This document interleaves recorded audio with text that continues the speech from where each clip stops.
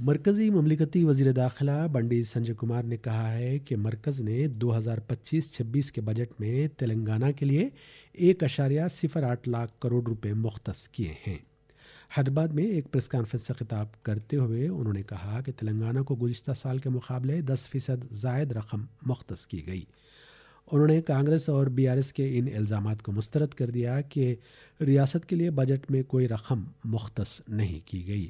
उन्होंने इल्ज़ाम लगाया कि कांग्रेस 6 ज़मानतों पर अमल आवरी में अपनी नाकामियों से अवाम की तवज्जो हटाने की कोशिश कर रही है। उन्होंने बजट में मुख्तस रकम पर कांग्रेस को खुलेआम मबाहिस के लिए चैलेंज किया। उन्होंने इल्ज़ाम लगाया कि कांग्रेस के कायदीन वज़ीर आज़म नरेंद्र मोदी को बदनाम करने की कोशिश कर रहे हैं।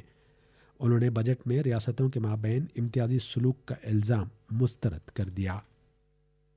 ఉపాధి పారిశ్రామిక రంగాల అభివృద్ధికి 4,930 కోట్లు, ఇందులో ఎంఎస్ఎంఈ పథకాలు, రుణ సబ్సిడీలకు 2,150 కోట్లు, స్కిల్ డెవలప్మెంట్ ప్రోగ్రామ్స్ కోసము 880 కోట్లు, మహిళా శిశు సంక్షేమ రంగాల అభివృద్ధికి 3,560 కోట్లు, ఇందులో పీఎం ఉజ్వల యోజన కింద 2,200 కోట్లు, మొత్తం కలిస్తే 1,08,000 కోట్ల రూపాయలు తెలంగాణ రాష్ట్రానికి నిధులు కేటాయించడం జరిగింది।